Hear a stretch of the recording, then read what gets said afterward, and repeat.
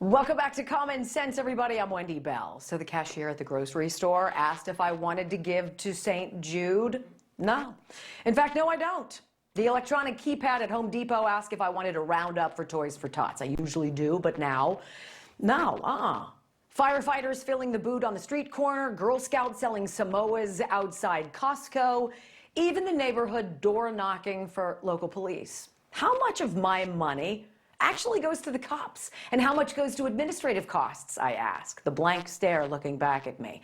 Look, I'm sorry, but my benevolence is now bygone. I used to give, I used to believe, I used to participate, but cold-blooded thieves have ruined all of that for me, maybe even for you. The nonprofit Feeding Our Future should have called themselves, Feeding Our Greed, after they stole $250 million in COVID funds, pretending to feed hungry children.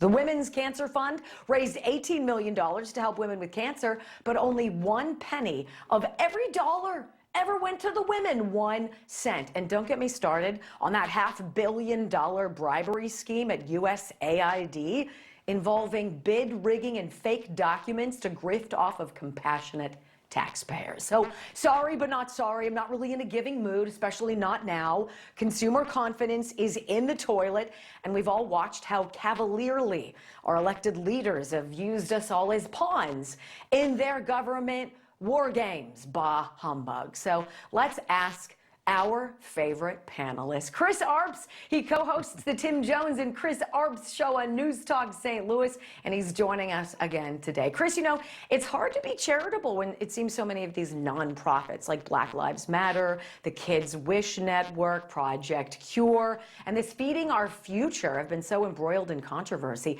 Did you know the people behind Feeding Our Future, this Minneapolis-based nonprofit, were recently convicted of pulling off the largest COVID scam on record, exploiting a federally funded child nutrition program during the pandemic and siphoning $250 million from it?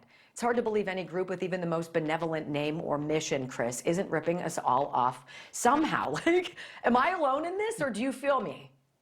I feel Americans by nature, we're very giving people, around the world. Whenever there's natural disasters, Americans are always the first to give money and to lend a hand. But I think because of the internet, it's just so easy now to raise money and to pull people's heartstrings. And you're seeing these types of scams. I mean, here in St. Louis, we just had someone that was in government that was indicted and pled guilty to ripping off during COVID, the money that you get to help pay to help with your business. We've had several incidences of that here in St. Louis. You speak of Black Lives Matter. I mean, they've raised $90 million since 2020. Only $28 million of that is left. No one knows where that money went. The founders of Black Lives Matter, we learned that they bought a $6 million property in Los Angeles. They also bought other properties for investment purposes. And remember, these are socialists, but all of a sudden they become capitalists and want to have investment properties. And then just the latest, Stacey Abrams, who was the darling of the Democrats in Georgia, who was calling herself a governor, even though she lost 2 races. Right. Her organization received $2 billion, that's with a B, $2 billion from the Biden administration. We found out that money is missing, and her organization was fined $300,000 by the state of Georgia for mismanagement. So, unfortunately, Americans have a lot of benevolence, but with the scam artists going around, it's just hard to want to give money nowadays. I don't blame you. Right. But other than that, everything's great. I mean, really, you're at that point. The holidays are to many people, of course, a season of giving.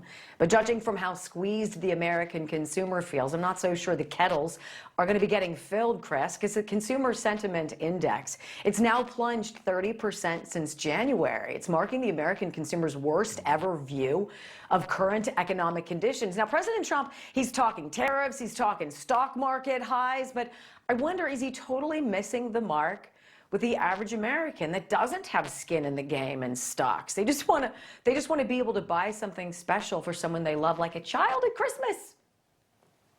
And I think what you're going to see with the holidays coming up, and we have this going on at our radio station, that we are collecting canned goods, non-perishable items for people that are in need. I think that's where you're going to see charity go here in the coming future, because people don't trust these charities, think they're just going to rip them off of their money.